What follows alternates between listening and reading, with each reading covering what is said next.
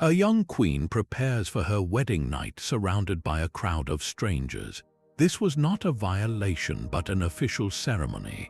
For medieval queens, the most intimate moment of their lives was a public spectacle witnessed by the entire court. Their personal fear was eclipsed by a staggering political reality.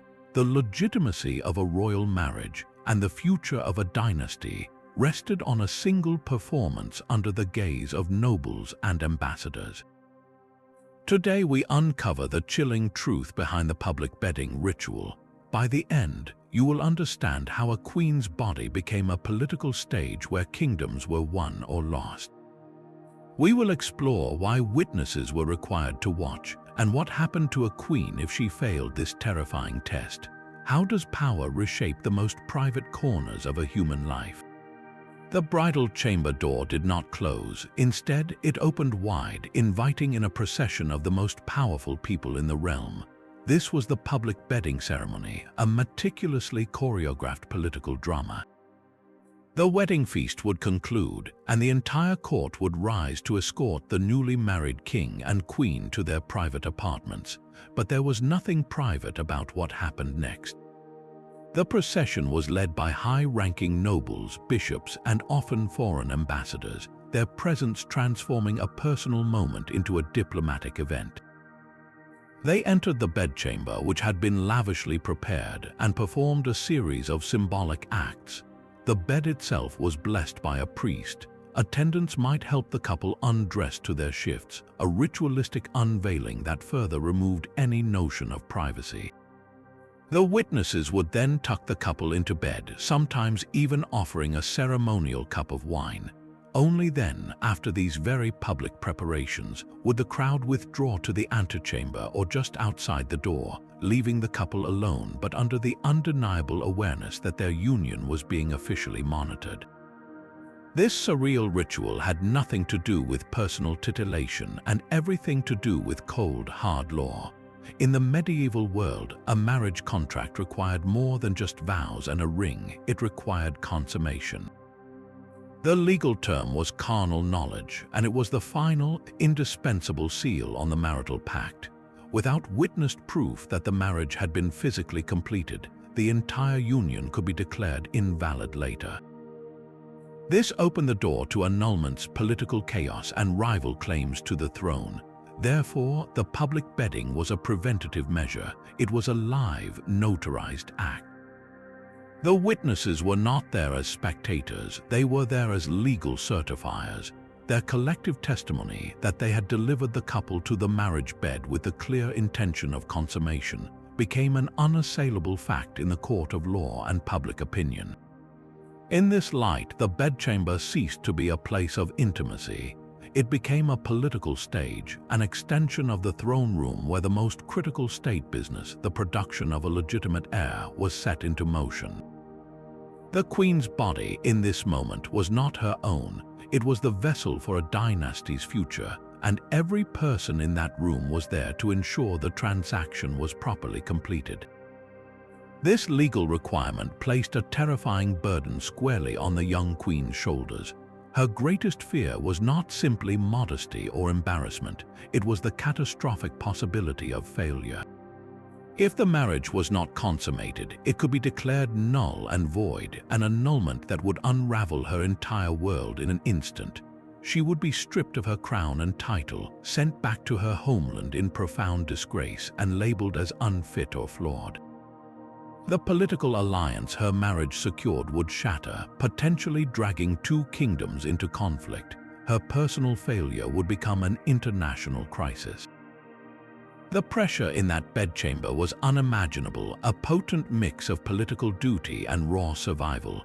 She was not among friends. The witnesses outside the door were a court of judges, and among them could be nobles who opposed the marriage, who favored a different bride for the king, or who simply stood to gain from her downfall. Every sound, every silence was being analyzed. A queen's success or failure was measured in the most intimate terms, and the blame for any difficulty was almost always placed upon her. Medieval medicine and social understanding held deeply flawed beliefs about the female body. infertility, or any physical complication that might hinder consummation was routinely seen as the woman's fault, a sign of divine disfavor or a cold, barren nature. This added a layer of profound personal shame to the political terror. The church law provided the mechanism for this disaster. It was called a deriment impediment, a condition that rendered a marriage invalid from the start, and non-consummation was a powerful example. If proven, it gave the Pope himself grounds to dissolve the union. History offers stark lessons in this fragility. Consider Elena of Aquitaine, one of the most powerful women of the Middle Ages. Her marriage to King Louis VII of France was ultimately annulled, argued partly on grounds of consanguinity or being too closely related. But the whispers of a failed marital relationship, the lack of a male heir, and the strategic desire for separation show how easily a royal union could be dismantled when it became politically inconvenient. For a queen on her wedding night, the stakes were not about love. They were about enduring a trial that would determine the entire course of her life and the stability of a realm. The crowd at the door was not a monolith, but a collection of individuals with sharply different motives. Understanding who they were reveals the true complexity of the pressure on that royal bed. First were the men of God, bishops and high-ranking clergy. Their presence was meant to sanctify the union, to ensure it was not just a political contract but a blessed sacrament in the eyes of the church. They were the moral witnesses, there to confirm that the marriage was entered into properly and would produce legitimate Christian heirs. Yet even their holy office was entwined with power, as the church's influence over royal succession was a constant political reality. Then came the foreign ambassadors, the eyes and ears of rival courts. For them, this was not a private moment but a critical piece of state intelligence. Their sole job was to watch the ceremony unfold and send a detailed report back to their king or emperor. Their message was simple: the alliance was now physically sealed. The treaty was no longer just parchment, it was a living act. A successful consummation meant peace, or at least a temporary truce between nations. A rumored failure, however, could be seen as a sign of weakness, an invitation for rivals to test the new king's stability. Perhaps the most dangerous witnesses, however, were the domestic nobles gathered in the room. These were the king's powerful subjects, men whose own fortunes rose and fell with the royal family's fate. For a noble whose daughter had hoped to be queen, the sight of a rival bride in that bed was a bitter blow. For another, whose power depended on a young, childless king he could influence, the birth of a direct heir was a threat to his control. Within this group, a failed consummation was not a tragedy, it was an opportunity. It could open the door for annulment, allowing them to promote their own family's candidate as a replacement queen. Their witness was not neutral, it was strategic. Every detail they observed or claimed to observe could become ammunition in the courtly wars to come. Adding to the intense scrutiny were the bedding ladies and chamberlains, the attendants who performed the intimate rituals of undressing and tucking in the couple. They were the last to leave, sometimes lingering until the very final possible moment. These servants were conduits for gossip. Their whispered accounts of the queen's demeanor, was she calm or trembling, eager or reluctant, would filter out to the wider court. In an age without media, this was how narratives were built. A malicious rumor, perhaps started by a disgruntled noble through a bribed servant, could poison a reign from its first night. A whisper that the king lacked vigor or that the queen was frigid and unwilling could undermine their authority before they ever ruled a single day. The witnesses, therefore, were never passive observers. They were active, calculating players in a high-stakes game where the royal bed was the opening move. The queen had to perform not just for her husband, but for this entire room of judges, each with their own verdict to deliver.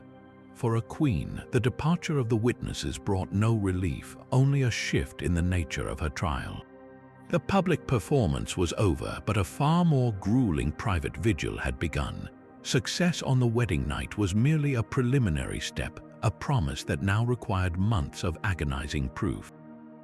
The true confirmation of a successful union arrived not with the morning light, but with the cessation of her monthly courses, the first faint sign of a pregnancy.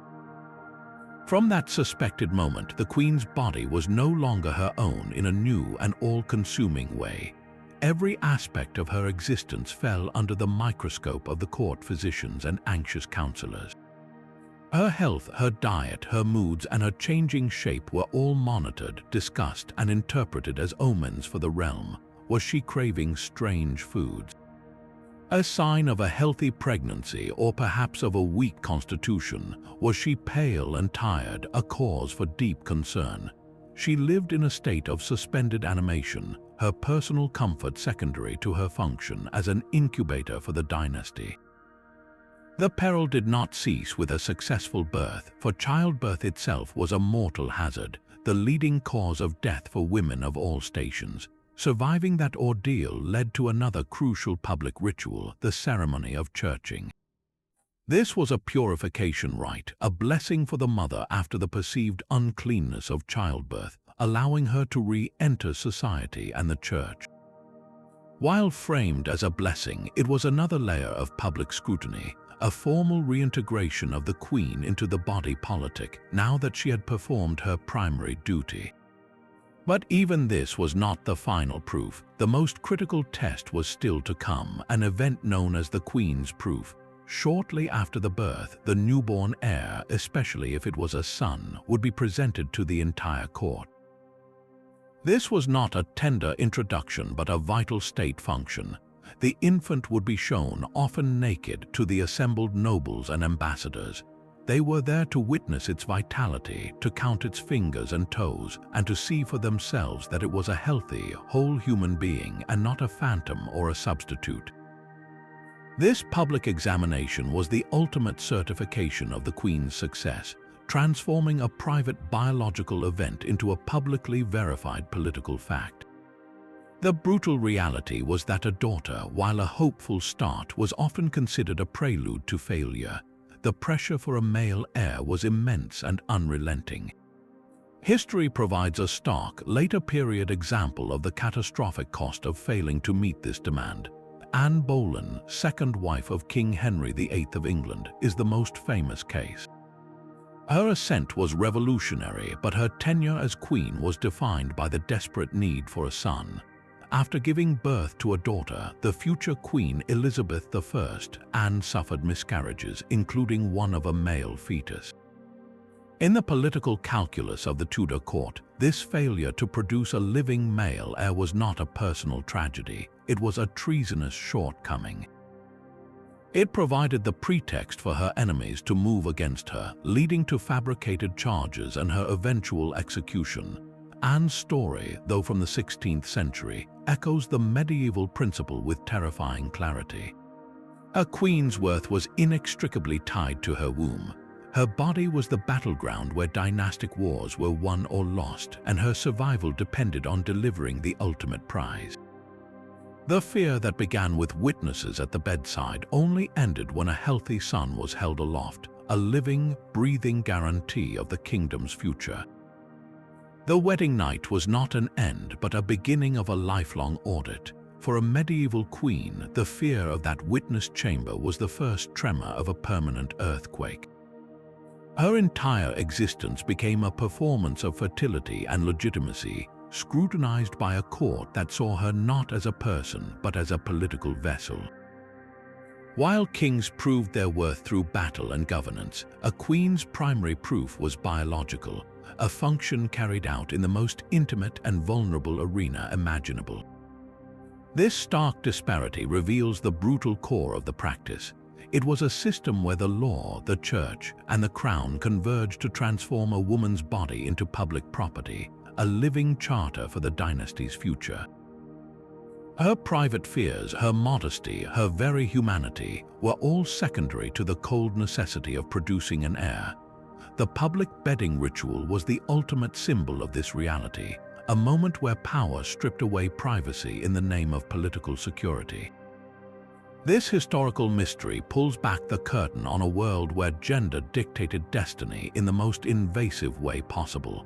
It shows us how institutions can reshape the most fundamental human experiences, bending them to serve the needs of a throne.